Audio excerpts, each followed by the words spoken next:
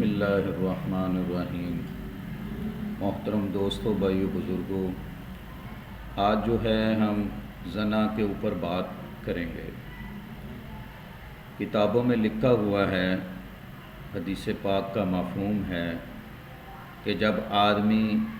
کان سے گندی بات کو سنتا ہے، لغو بات کو، فحش بات کو، آنکھوں سے غلط چیز کو دیکھتا ہے، جیسے پورنوگرافی ہے، گندی تصاویر جو ہیں، گندی فلمیں جو ہیں، یا زبان سے گندے لطیفے بولتا ہے، تو یہ ساری کی ساری چیزیں زنا کی ایک قسم کے اندر آتی ہیں۔ دماغ کے اندر غلط قسم کے خیالات کا لانا، آنا اور چیز ہے، لانا اور چیز ہے۔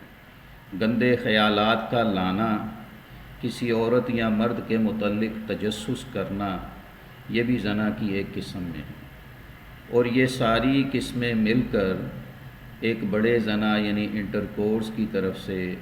طرف جاتی ہیں، ہم بستری کی طرف جاتی ہیں۔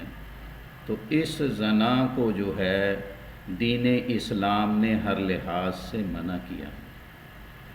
اور اس زنا کے بے شمار دنیا کے اندر بھی اور آخرت کے اندر بھی برے نتائج بتائے ہیں۔ جو سب سے بڑا یعنی اس گناہ کا اثر اس دنیا میں ہے کہ جو شخص زانی ہے یا زانیہ ہے، اس کے رزق کے اندر کمی کر دی جاتی ہے، اور پھر جو ہے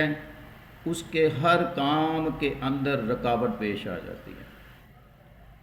اور پھر اس کے چہرے کا جو نور ہے، صلح کا نور یا اللہ کی طرف سے نور جو ہے وہ ہٹا دیا جاتا ہے۔ اس کے جو شخصیت کی پرسنالٹی کا روب اور دبدبہ ہے وہ لوگوں کے دلوں سے ہٹا دیا جاتا ہے،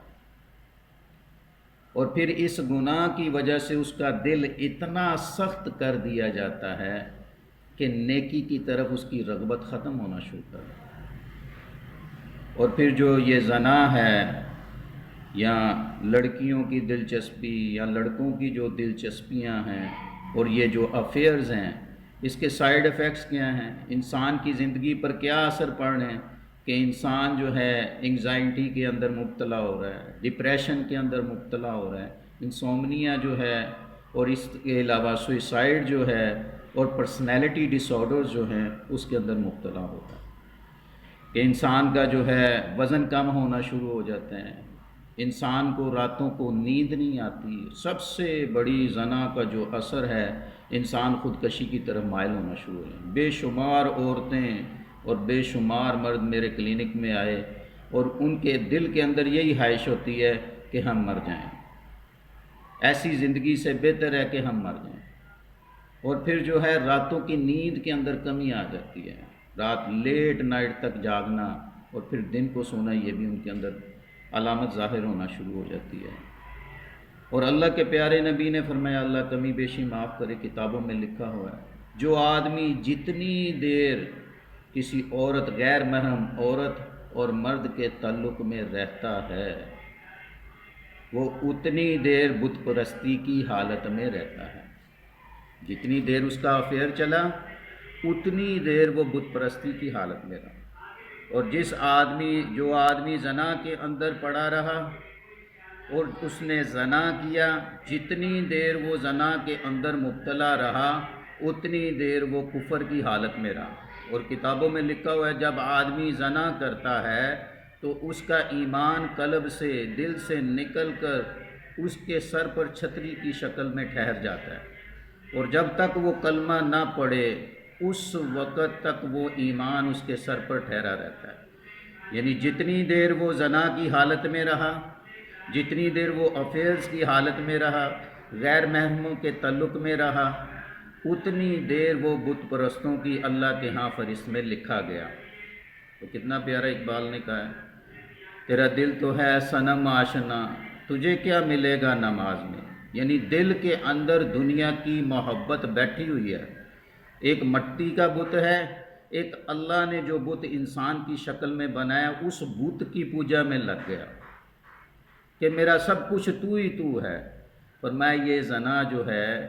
اس حالت میں جتنی دیر بندہ رہتا ہے وہ کفر کی حالت میں رہتا ہے، بت پرستی کی حالت میں رہتا ہے۔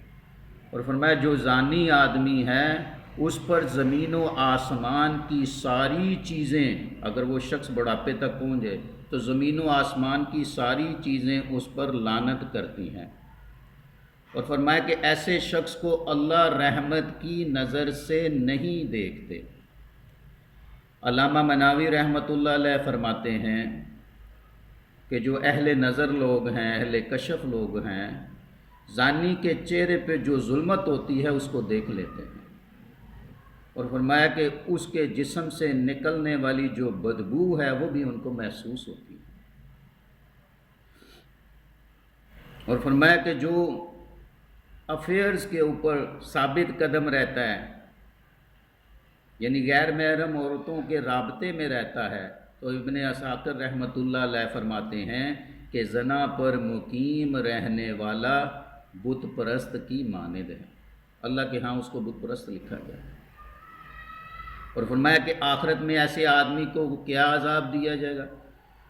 فرمایا کہ ایک غار ہے ایسا کہ اس میں دہکتی ہوئی آگ ہے اور اس آگ کے اندر بچھو ہیں۔ فرمایا کہ اس زانی اور زانیہ کو دھکیلتے ہوئے منہ کے بل گھسیٹتے ہوئے اس غار کے اندر پھینکا جائے گا، اور وہ بچھو اس کی طرف ایسے مائل ہوں گے جیسے شہد کی مکھیاں اپنے وہ جو گھر جو ہوتا ہے جس کے اندر شہد بنا کر اکٹھی ہوتی ہیں اس کے اوپر ہوتی ہیں، اس طرح اس کے اوپر لپٹ جائیں گے۔ اور فرمایا کہ اس کے ایک ایک انگ کو اتنی تکلیف دی جائے گی جس طرح یہ دنیا کے اندر اس کے ایک ایک انگ نے مزہ لیا، آنکھوں نے مزہ لیا، کانوں نے مزہ لیا، زبان نے مزہ لیا، جسم نے مزہ لیا، اس کے ایک ایک انگ کو جو ہے عذاب دیا جائے۔ اور فرمایا دنیا کے اندر جو شادی شدہ آدمی ہیں اور وہ زنا کے اندر مبتلا ہو گیا، فرمایا کہ یہ زنا میاں بیوی کے اندر دوری پیدا کرتا ہے اور بچوں کے اندر بے شمار ذہنی بیماریوں کو پیدا کرتا ہے۔ تو میرے بھائیو، دوستو، بزرگوں، اللہ رب العزت سے دعا کریں کہ پوری امت کی جتنی عورتیں ہیں، پوری امت کے جتنے مرد ہیں، اللہ رب العزت ان کو زنا جیسی موذی بیماری سے، زنا جیسے موذی گناہ سے اللہ رب العزت محفوظ رکھے، اور ساری دنیا کے سارے انسانوں کے دلوں کے اندر دنیا کے بت پرستوں کی محبت، دنیا کی اس نامحرموں کی محبت کی بجائے اپنی ذات کی لذت، اپنی ذات کی حلاوت، اپنی ذات کی محبت پیدا فرمائے۔ اور اس کے لیے راتوں کو اٹھ کر اپنے لیے بھی دعا کرنا تہجد کے وقت، اور پوری امت مسلمہ کے لیے بھی دعا کرنا، کیونکہ لا حول ولا قوت الا باللہ، نیکی کرنے کی طاقت اللہ کی طرف سے، برائی سے بچنے کی طاقت وہ بھی اللہ ہی کی طرف سے، وما توفیق الا باللہ، توفیق اللہ ہی کی طرف سے، بیدک الخیر، تمام جو خیریں ہیں وہ بھی اللہ کی طرف سے۔ تو اللہ سے دعا مانگنا کہ اللہ اپنی رحمت حادثہ سے ہمیں اس زنا جیسے موذی گناہ سے جو ہے دنیا کے اندر محفوظ رکھے، آمین۔